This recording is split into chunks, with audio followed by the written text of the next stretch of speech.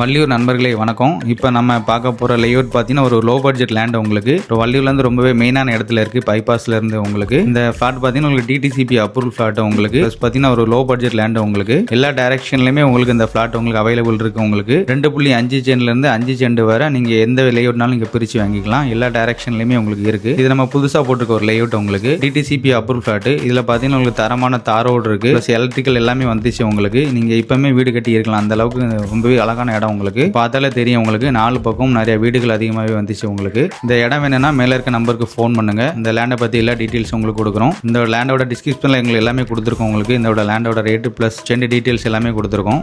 எங்களோட சேனல் பார்க்குற எல்லாருக்குமே நன்றி மக்களே, வணக்கம்.